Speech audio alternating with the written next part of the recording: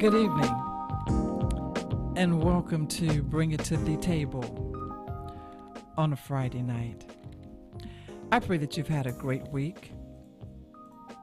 I pray that all has been well and that you've been safe and loved on and just had a great week.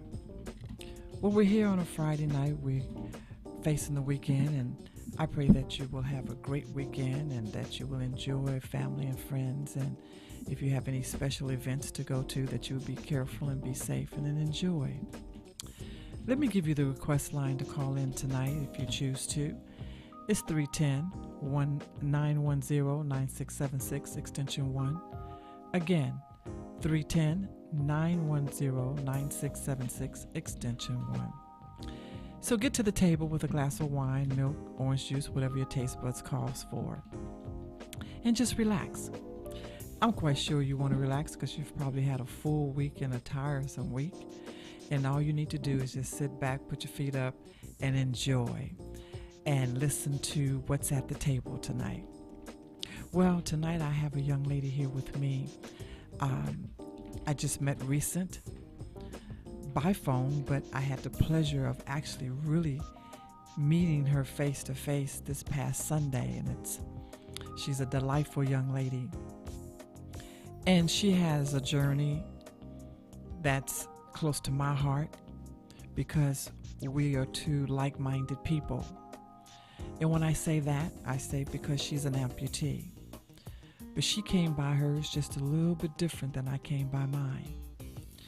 And I want her to come on tonight to just talk about her journey from the time she was brought into the world with this journey that she's on, so that she can share, because I'm quite sure there's others out there that has this same journey and don't know how, or they're in a box where they don't feel like they can come out, but they can.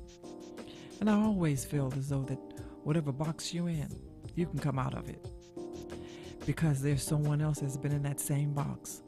And once you listen to their story and their journey and how they came out, then you know that you can do the same. So, as I always say, we only have an hour, and just when things are really, really, really getting interesting and you're getting so deep into it, then it's time for me to say peace, one love. So I'm going to get started right now and introduce to you all. Again, let me give you the request line, 310-910-9676, extension 1. And I want to say hello to Miss Alexis. Yes. How are you, Alexis? I'm very good, thank you. It's so nice to have met you, and not only meeting you over the phone, but to actually meet you in person. And that's when I learned a little bit of your story. Yes. Is when I met you in person on this past Sunday, and it was just wow. It was a wow for me, as they would say. It was a bow wow moment for me.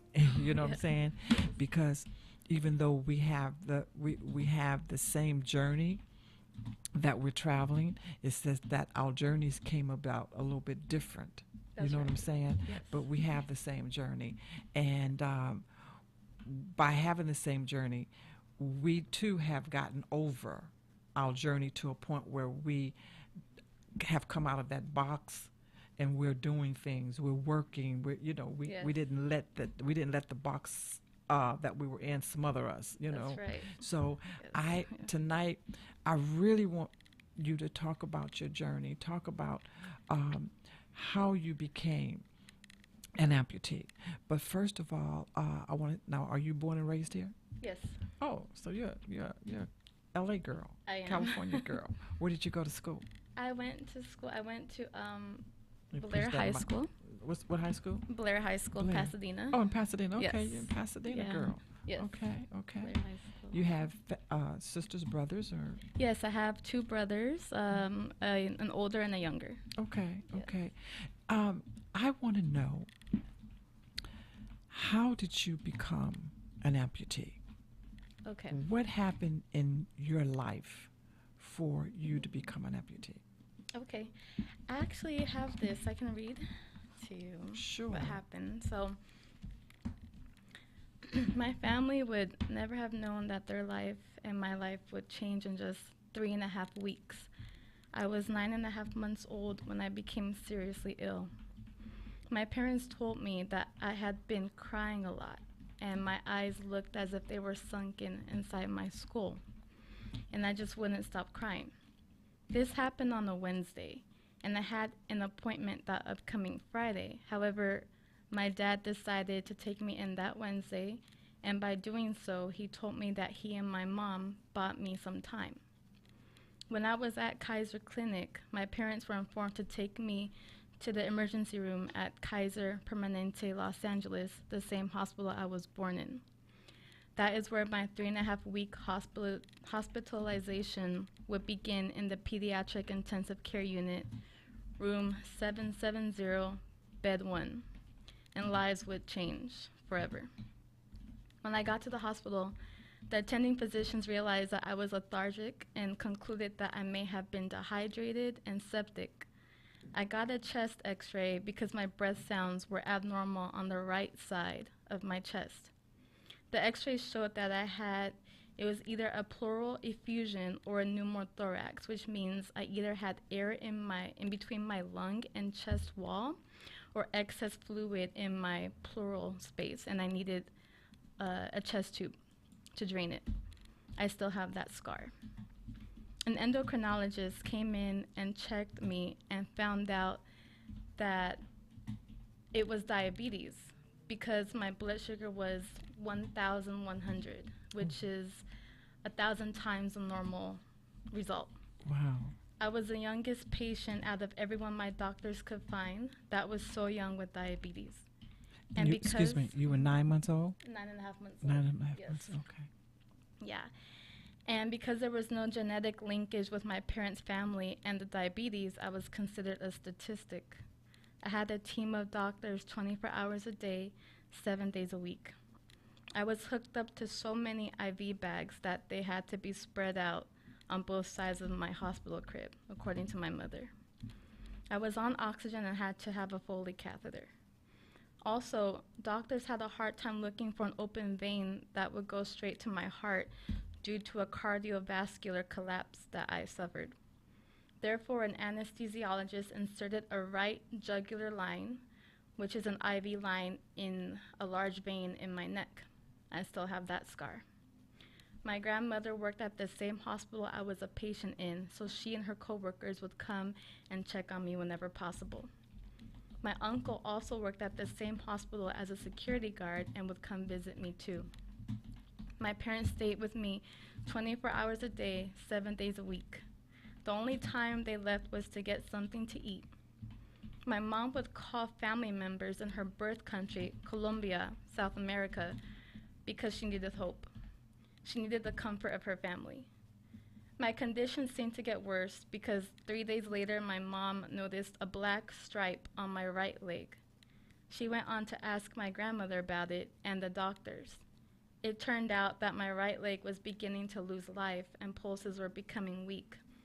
Not only that, but my left toe was also starting to turn a gangrene color. The doctors concluded that I had a blood clot that was causing my leg to look discolored because of the lack of circulation. The next day, the attending surgeon performed a procedure where he would inject a medication called streptokinase that was supposed to remove my blood clot. But something happened because my grandmother told me this. When you were coming back from the operating room, the registered nurse on duty, who was someone I knew, told me she was so scared. I asked her why. She said Alexis coded, which means that my heart stopped, and she had to be resuscitated. I thought she wasn't going to make it. My grandmother was in shock because the doctors had not told her this new information yet. My mom and dad, on the other hand, told me this happened when they came back from getting something to eat. The doctors explained what happened to my parents and my grandmother. They even tried to massage my leg to see if that would help. It was apparent that the Most High was not finished with me yet. However, the next couple of days, I was kept on close watch and soon drifted into a 3.5-hour coma. Someone with scrubs and no name tag came in, looked at my chart, and said when I woke up I would be mentally challenged because of how long I was in the coma. When the doctor found out, he was furious because that wasn't true. Nobody knew who that person was or where they came from. When I woke up from the coma, the condition of my right leg became progressively worse. In the words of my grandmother, it looked like black leather from the foot down to above the knee. At one point, my mom begged my dad to ask the doctors about me. My dad went to the doctors every 10 minutes, resulting in one of them becoming frustrated to the point where he asked my dad, "Look, do you want us to save your daughter, or do you want us to save her leg?" My dad was angry and hurt over that because of the lack of compassion in that moment. With what happened to me, my dad describes it as crazy, traumatic, and unreal. He told me it was like a movie, a nightmare. The result was that my leg had to be amputated. The surgery was scheduled for July 30th, 1992. My grandmother's coworkers and people from other departments lined up and down the halls to provide my family moral support. My grandmother described it as truly incredible. Someone from my grandmother's church came and prayed over me with oil. I went into surgery, and it was a success. I was admitted on July 22nd, 1992, and was discharged to go home on August 13th, 1992. Not only was my right leg amputated above the knee, not only did Yah Most High save my left leg, but he saved my life. During the surgery, the operating room staff could see that I was fighting to live. After the surgery, I began to recover. The nurse informed my family that had I been a boy, I wouldn't have survived all that I went through. But I know who it was. Wow. All I can say is wow. You were 9.5 months old. Yes. You've been an amputee all your life. Yes. And that's the only life you know, Yes. really, as far as walking and having limbs. That's a life that you know. Yes. Something you said brought back memories when I was in the hospital after I'd had my amputation. And you know, as you're in the hospital, you never get any sleep. You know, they're always coming in to take blood. They're always trying to come in and take temperature or something. Yes. And it must have been like maybe some odd hour when my hospital door swung open. And the gentleman walked in and says he was singing because he saw these pillows that someone had came in and gave me that had some scriptures on them. One of my members of my church that came to visit. And when he walked in, he said, "Oh, Amazing Grace." And he started singing Amazing Grace as he was drawing the blood out of my arm. Okay. And after me recovering, and I went back to the hospital to thank everybody on that floor that was so kind to me, I went looking for him. Never found him. And when I described him, Yeah. they told me it was nobody in that hospital room that worked there like that. Wow. It was no one in there that was there to draw blood. This man, obviously he was an angel. Yes. He had to be an angel. Yes. Because he came in singing Amazing Grace as he was drawing the blood. And Wow. after that he turned away and walked away. But like I said, everybody was so kind to me. Yes. I wanted to go back and just give my thanks to everybody on that floor.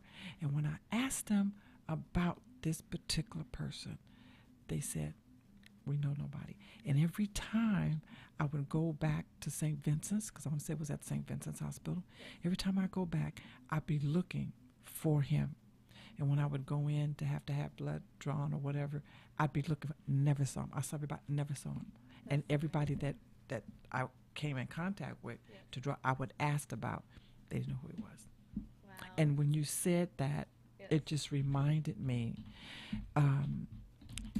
our Heavenly Father do send, we do have angels, and He does protect us. And when He's not through with us, He will let us go through the trials and tribulations, to go through the things that we go through, and we come out of it because He's not done with us. Yes. He really isn't, and He's not done with you. Um, how was your life as a baby? You didn't know anything because you were a baby. It was 9.5 months. Yes. Um, how was your life after you started to grow up and go to school? How was you treated in school with schoolmates?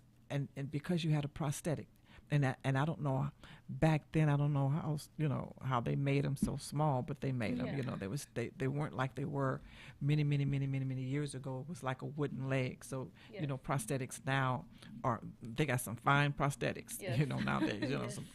How was your life going through school as being an amputee that was born that way? I remember when I was really young, I didn't really have a problem with it until I got older, like in grade school, and maybe it was around, I would say, third grade through sixth grade. I remember that's when I noticed it because I was called robot leg, I was called Barbie doll leg, and I remember feeling sad about that because being the only child I knew with an amputation, who was I gonna relate to? Right. Who could I relate to?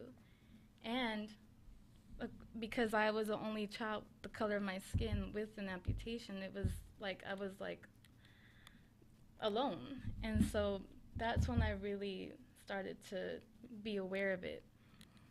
And but my grandmother, she would encourage me. She would say, "Don't you know you're the daughter of the king?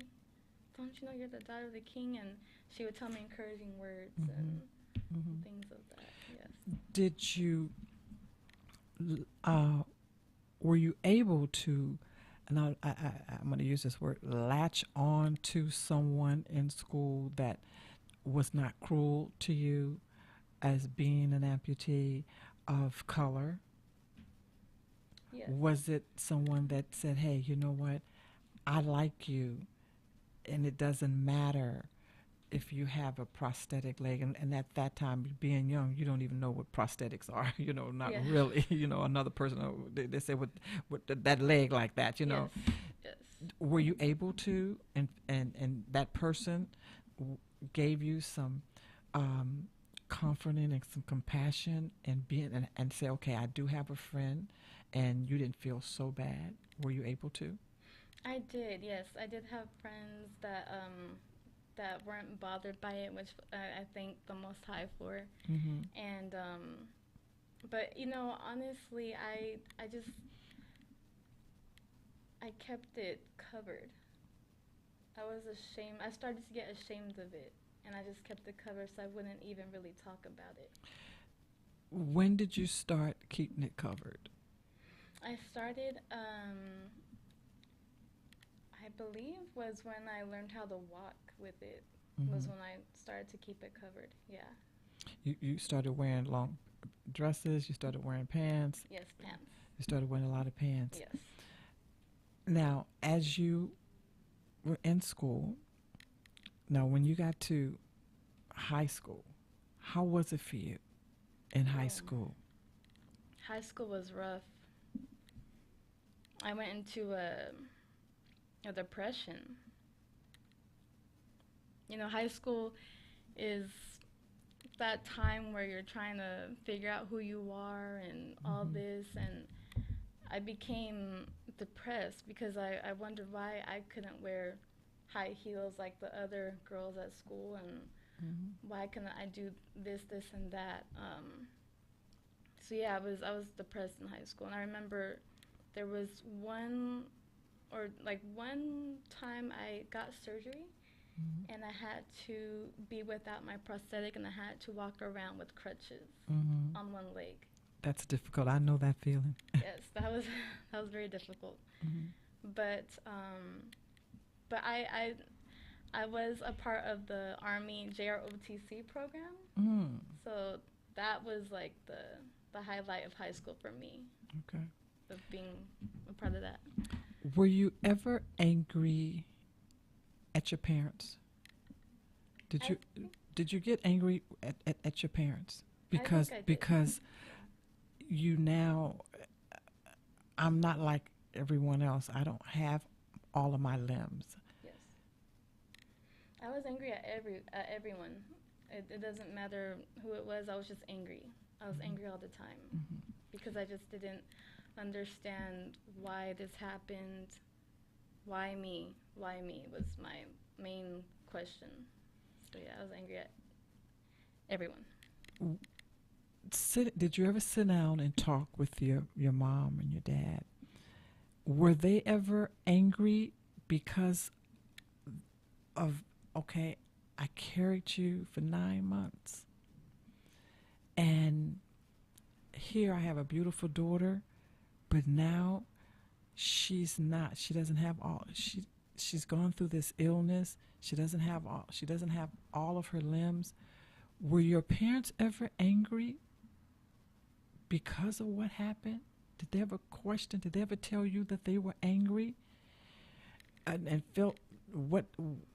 Especially the mother. Did she ever feel as though, what did I do wrong? Did I not take care of myself? Did I not eat right? Did I not do? Did, was all these things going in her mind um, back after this happened, after you was born, and going through the sickness, not knowing that you were going to have an amputation? But once she realized this, and once your father realized this, well, okay, my daughter's got to have, my baby, has to have this amputation. Did your mother ever feel angry and want to know why it happened? Why? I don't think so because I think she was more. I think both of my parents were more traumatized about it, Mm-hmm. and I tried not to ask too much about it because Mm-hmm. I was concerned it would hurt them to think of it. And I do remember I asked my dad about it, and my dad, he didn't really like to talk about it because it hurt. Do you think that your parents didn't want to talk about it? One, because it hurts them, and they had questions within themselves, and they probably was beating themselves up. But the other was, they knew how hurt you were, and they didn't want to create any more havoc to what you were feeling. Do you think that had a lot to do with it too, whereas they didn't want to really talk about it? I think so. Mm-hmm. Yes. Mm-hmm. Yeah. And now you have two brothers, Yes. and both of them are fine. Yes, they are. They both, okay. With both of your brothers being fine, again, do you think there were some questions that your parents were beating themselves up about? Where did I go wrong? I've got two boys here, and they're healthy, they're fine, but my daughter, you're the oldest. No, I'm the middle child. Okay, Yes. so naturally, my oldest is fine. Mm. What happened? Where did I go wrong with my middle child? And now the baby is fine. Do you think that there were some questions in there within themselves? Had they ever talked to you about it, or say, or make you feel still compassion and love and all of that, because your two brothers are fine? But did they still show you the compassion and the love that they felt, and wanted you to know that you were still loved regardless to what had happened with the sickness? Um, my older brother, he was uh, he was actually born in South America. Okay. Yes, and Okay. so, but my little brother, he was born here, Okay. and but I I don't think so. Okay. Yeah. And how was your brothers towards you? Did they have any hurt What was your brother's like with you? My older brother, when I got to tell him about my amputation, he was accepting of it. Okay. And I remember before my little brother was born, I was concerned that he wasn't going to accept me because Mm-hmm. I had a limb difference. Right. And I used to be concerned about that. Mm-hmm. But it turned out my brother accepted me. And just the other day, he told me that I was chosen to have this because the Most High, Yah, Mm-hmm. I call him Yah, is the original name. Okay. He saw that I was strong enough to be able to handle this. You know, I'm a strong believer that he's not going to put no more on you than you can bear. He knows what you can take. He knows what an Yes. individual can take. And I feel the same way, even with my career that I had, and now having to now being an amputee, he knew that I could handle it. Yes. I don't think he would allow it to have happened to me if he didn't think I could handle it. Yes. And oftentimes we think that we know what we can handle, Mm-hmm. but we don't really know. Only he knows what Only we can he handle. knows. Yes. You know, Yeah. and probably if someone had said to me and probably to you that this was what you were going to wind up having, and you said, "Oh no, I can't deal with that." Oh no, no, no. Yeah. You would have backed up from it. Yes. But he, and for me, and he put this on you at 9 months Yes. when you were 9 months old, so you knew nothing. No. He gave it to me after my career and a whole lot of things, but he did it in a way that I didn't have time to think about it. I Okay. didn't have time to think about going in and having an amputation. The doctor said, the surgeon said, "I'm just going to save your life." Wow. And he took it. So I didn't have time. So, Yeah. and I guess he knew, and I won't say I guess, the Most High knew, Yes. my Lord and Savior knew Yes. that I didn't need to have time to think about it. That Yes. he needed to do this right away. Yes. You know. But now tell me, as you was going through high school, did it become a little more difficult in high school with friends? No, I did have a group of friends that I got to hang out with, Mm-hmm. and so that was good. Mm-hmm. And I did get to go to, actually, I got to go to a military ball with Okay. ROTC. So Okay. that was good. And then I did get to go to prom. Okay. Now, what is dating like for you? Oh, well, honestly, at first, I wouldn't tell the person I liked or was interested, I wouldn't tell them that I was an amputee. I would keep it covered. And eventually, I think I would tell, but I just, I was just so, I was so ashamed of it that I just kept it hidden as much as possible. Now, when you got to the place where the person that you were seeing, the person that you liked, and you didn't tell them in the very beginning at first, when did you tell them, and what was their reaction? I think I would tell them when I got a little bit more comfortable. Push the mic over to you. Oh, sorry. Mm-hmm. I think I would tell them when I got a little bit more comfortable. Mm-hmm. And they were fine with it. They were? Yes. Yeah. Yeah. You know, it took me a while, and it still takes me a while sometimes. Yeah. But I had someone special in my life that came into my life. And when we started back talking to each other, we knew each other in high school. And I didn't tell him right then. Okay. I didn't tell him, but he opened up everything that he had been going through and his sickness and everything, and I still had not said anything. And it wasn't until he invited me to come out to his house, and he lived in Paris, California. And before that, before me going, that's when I told him. He was very upset with me. Oh, he was very upset with me. He didn't talk to me. he didn't talk to me for almost 2 weeks. You know, I would call, he would never answer my calls. You know, and when he finally called me, and he said, I was upset with you because I poured my heart out to you about what I had gone through and about my sickness and da da da da da, and you never said one word to me. That broke me up of not sharing. Okay. Yes. It did. Yeah. It broke me up. Yeah. And it took him a minute, because not of being ashamed of me, but it took him a minute to say, okay, I'm only upset with you because you didn't tell me. I'm not upset with you because of it. I'm Right. upset because you didn't tell me.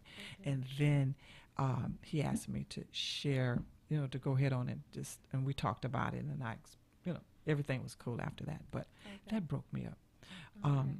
But I find sometimes we do be shamed. We get ashamed of it because we look at the person, the other ladies that's wearing the heels or wearing the dresses and that's showing the legs, and we can't do that. We feel we can't do that. Yes. But we can. But we Yes. have to come out of the embarrassment and Yes. come out of, I don't even know if I want to say self-pity or whatever, but we have to come out of that. Yes. We have to come out of that box. Yes. And it takes some of us a little longer than others to come out. Yeah. And so now, when you go to apply for a job and you start working, do you tell that person that's interviewing you, hey, I am an amputee? What do you do? For when I worked in retail, when I was a little bit younger, I did inform my supervisor, and it was nice because I was given a stool. So I worked cash register, and so I was given a stool, Okay. and that was good. So I got to utilize that when I had to stand for too long, and I got tired. You got tired. Yes. So are you dating now? No. No. No. Is that of your choice because you don't want to date now, or are you because even now we still even when we have accepted it, we still have difficulties with people still not accepting it, with guys not accepting it. Have you found yourself running into that type of a situation, that some guys that you may like, that once you tell them, they kind of push back? Have you found that to happen? I've talked to one briefly, and yeah, that person wasn't for it. But honestly, right now, I'm interested in what Yah Most High, what His will is for my life, and so I'm just leaving everything to Him. If He wants me to meet someone, that's Him. But if He doesn't want me to meet anyone, that's Him. So let me ask you this. And I understand that. And when He brings someone into our lives, we know it's right. Have you asked Him, or should I say, let me rephrase this. When you think about dating, have it ever come across your mind, if you want someone that's just like you, do you want someone that's not like, do you battle with that? Say, hey, now, do I want to date someone that's an amputee, or do I want to date someone that's not? Have you battled with that? yes, actually, recently. To be honest, I had this thing in my mind that I wanted someone whole, because I wanted to prove that I was, in a sense, worthy of being with someone that had all their limbs and whatnot. And but my friend, she gave me a message, and now it's like, yeah, He's been working with my heart, and now I trust Him with whatever He has, and if He wants me to be with someone who's an amputee like myself, that's fine. It's fine. So you're out of that wanting to, okay, I want somebody old to make them feel, to know that I can be loved just being with a limb loss. Yes. Mm-hmm. And but it was selfish. It was selfish to think like that. Mm-hmm. Because I only cared about what I wanted and my own feelings. And Mm-hmm. so, but he's been helping me to get out of that. Okay. Yeah. Okay. Now, is that because someone said something to you to open up your heart and mind to, hey, let him give you what he wants you to have? Yes. Yes. Mm-hmm. Yes, definitely. You know, I learned something from you the other day, Sunday, when I saw you. And I like doing this podcast. And I like the guests that come on because I don't only bring you to the table, but I bring myself to the table. And my guest also brings me to the table whether they know it or not. And I say that because in talking with them, Yeah. like I said, I don't, and for my listeners out there, I don't believe in cue cards. I don't believe in you give me something to read in the very beginning, because this is coming from the heart. I think Yeah. cue cards, you ain't coming from the heart. You got all this stuff down here for me to read, and no, because I want to know what's from the heart. Yes. Yes. Because when you give me a cue card or tell me you're telling me what you want me to ask. Well, no, I want you to be open, because I'm going to be open. Yes. I learned something. I learned something from you. You made me realize something. I'm still, in a sense, embarrassed. And my listeners out there and family and friends probably saying, I don't believe Gigi is saying that. She embarrassed.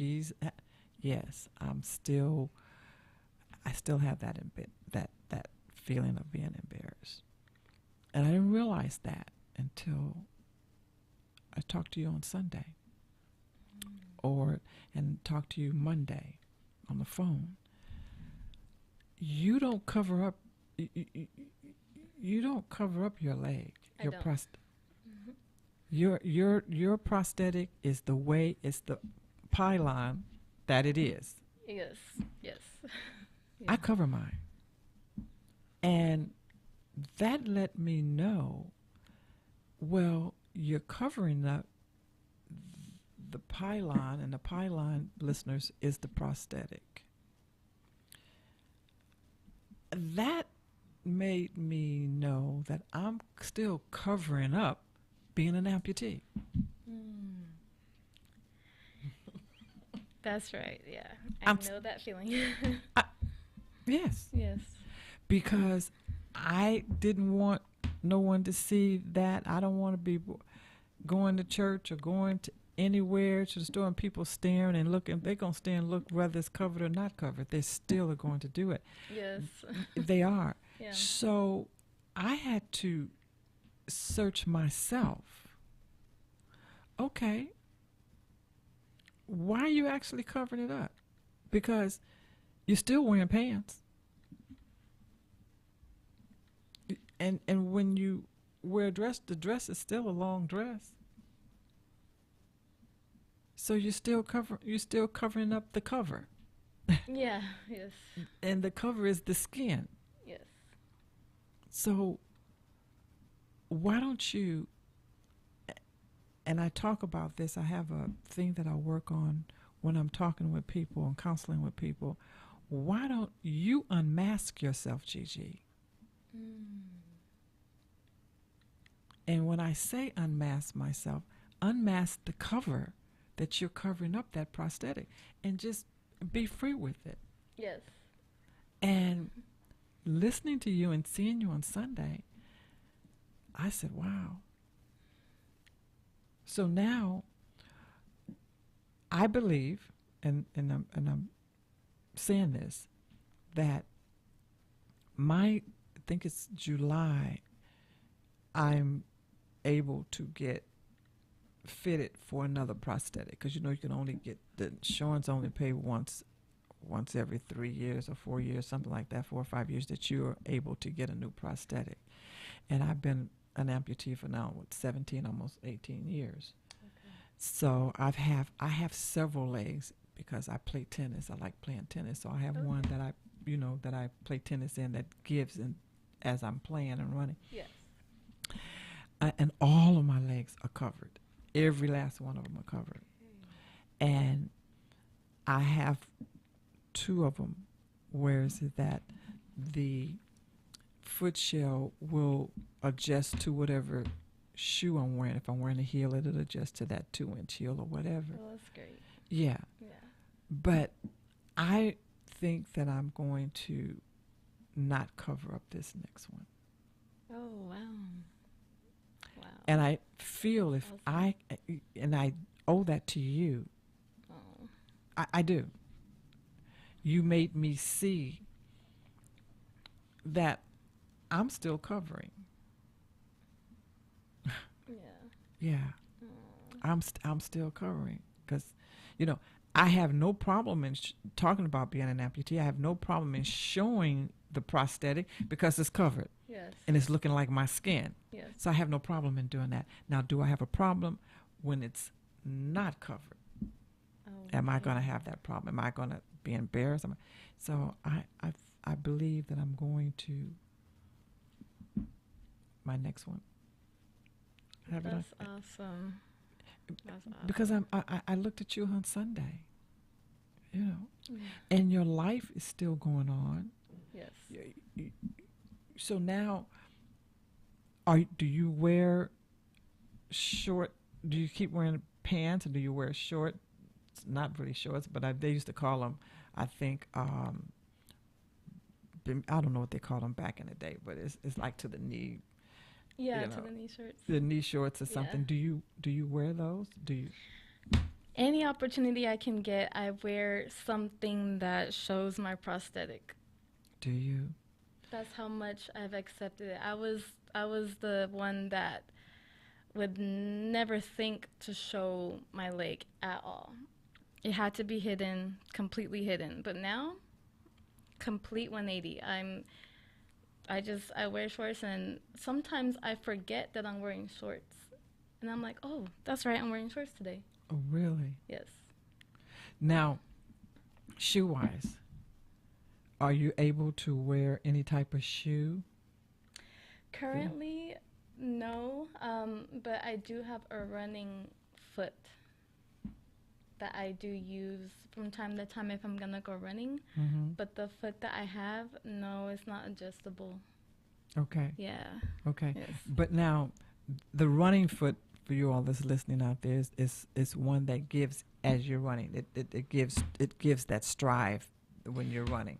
Yes, like it Mhm. kind of Balance. bounces. Yes. It Mhm. bounces. Yes. Yeah. Now, do you wear sandals? I do actually. And the sandals that you wear, are they like flip flops, or are they totally sandals that you can wear, and you got some strap sandals and stuff? Do you wear those? Lately, I've been wearing flip flops. Really? Yes. And is it comfortable? Are you comfortable with the flip flops? Oh yes, it is. Really? Yeah. Is that because of the type of foot that you have, the foot shell that you have? Yes. Okay. Yes. Tell me about that. Yeah, so my foot shell is the big toe and the second toe, there's a split, but enough to where the sandal won't come out. Mm. And so when I wear my flip-flops, I have to kind of hit it hard so it'll stay. Okay. And then once it's on, it doesn't come off. Really? Yeah. Now, I have one that has the split toe, but I've never tried wearing a sandal, a flip flop. Okay. I've just never. No, I never have.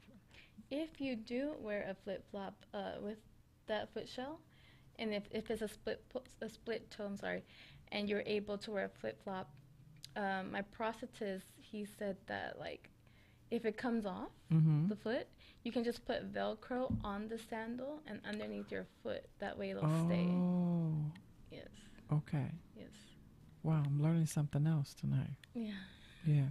How do you feel now? You've been an amputee all your life.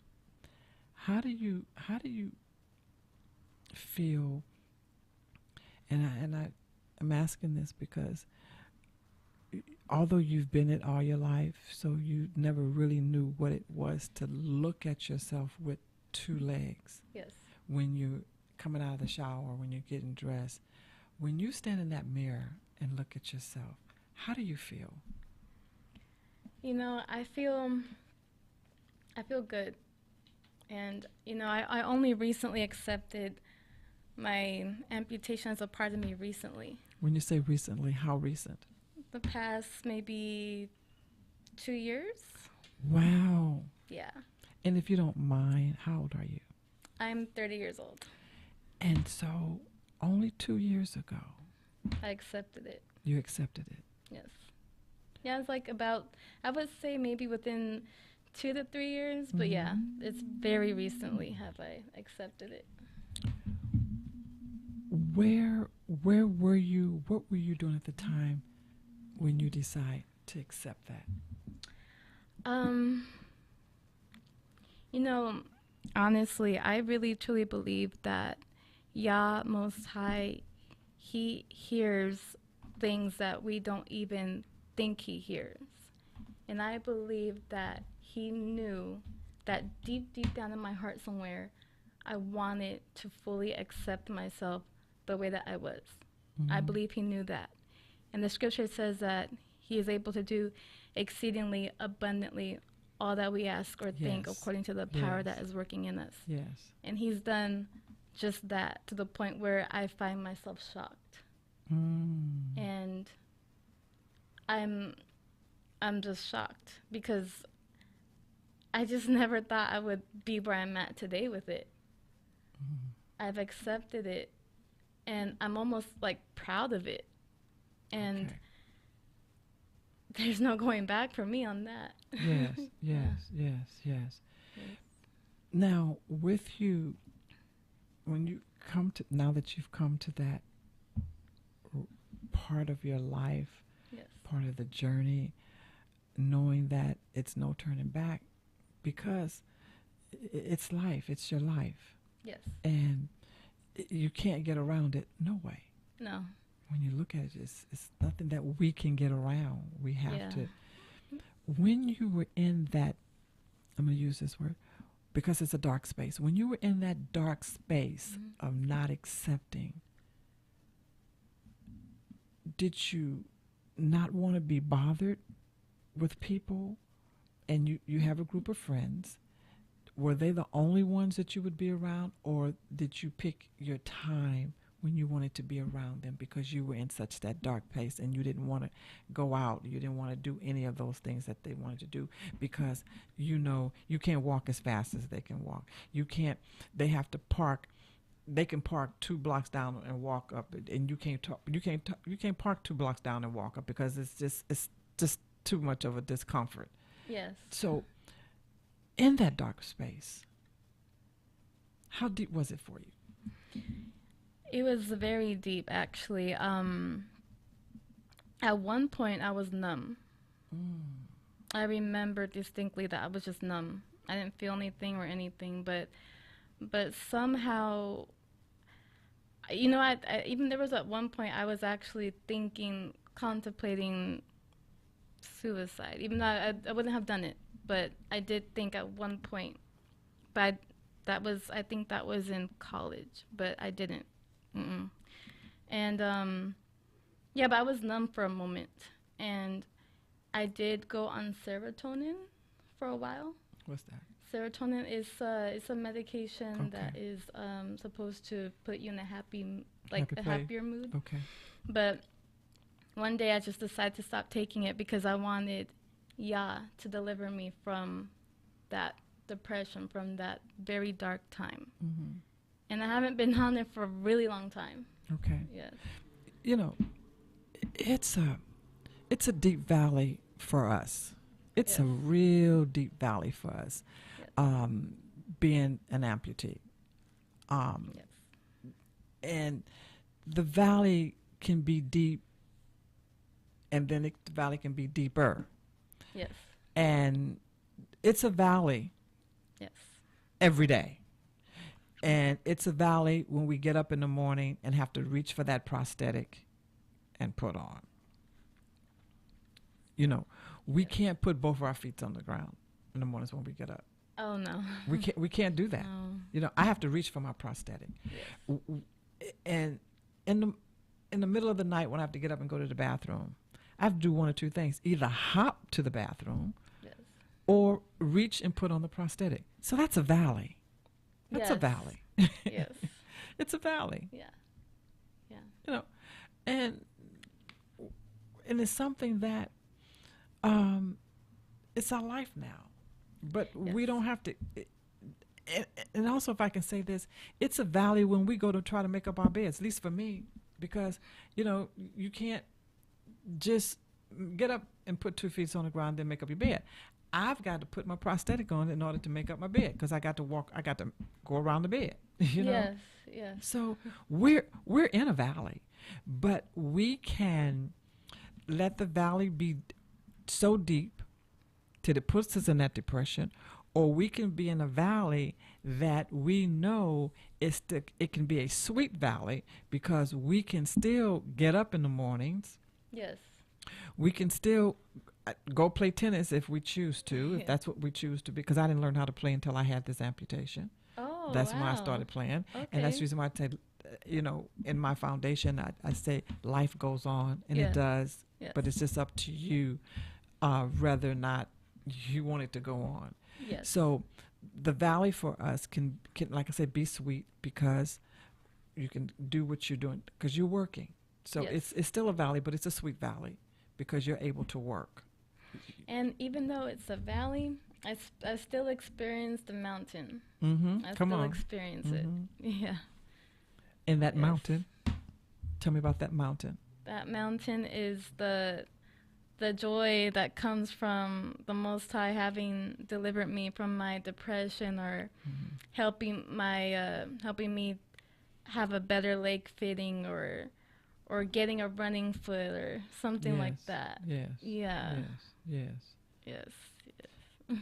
And this, you know, being able to get over the mountain, be able to climb over that, you know, Yes. wow. Where do you see yourself in this? Being an amputee, knowing that this is your life, Yes. where do you see yourself with trying to help others deal with being an amputee? Oh, I would love to help those who are going or have gone through something similar, or I will, because being an amputee, I feel like there's not many of us, and so I would like to be able to relate to another amputee and let them know that it is possible to live a happy life Mm-hmm. as an amputee. It is possible. It is. And, you know, there's a lot of us. And I say that I didn't realize it. I'm just like you. I didn't realize that there was a lot of amputees. I thought I was the only one. Yes. And I didn't learn until I went to Atlanta. Okay. I went to Atlanta to a conference. And when I walked in that conference, that hotel, I was like blown out the water. Wow. I never saw so many amputees. And that's when I learned that we have a life of our own. There's a community of us Yes. all over. Yes. And it's from children from 2 years old on up. And then there are babies. Yes. But there's a lot of us, and getting to them, because a lot of times, just here in California, I see some, you know, if they're in a wheelchair or whatever, but you've got a lot of them that are so hurt and they are embarrassed. They're in that dark, deep valley and not knowing that, hey, there is a way out, but they don't think there is. So Yes. they hide, and it makes it hard for us to be able to help them. And that's the reason why my foundation that I have, J. Lynn All-American Amputee Foundation, I don't only deal just with people, just the norm of people that I see and meet like you. I even deal with veterans, because there's a Okay. lot of them, Yeah. male and female, because they're coming from the war. And they are really in a deep valley because they lost their limb fighting for this country, and they're not getting the help that they really need. So they're really in that valley, and those are the ones that we really want to try to pull up and pull out. You know what I'm saying? Yes. So it's been great, and I hear my song that's on, so that lets me know that it's almost 8 o'clock. And I just want to thank you so much for coming tonight. And I know that this is not going to be my last time seeing you. Yes. No. And we're going to do some things, and I'm going to have you get involved in my foundation. Okay? Again, I thank my listeners tonight. Please tune in next week, because I have a subject that we're going to talk about, and I have two high-profile clients that's coming in to talk. I mean, I shouldn't say clients, I should say guests that's coming in on next Friday. Again, have a great weekend. Stay safe. Peace. One love.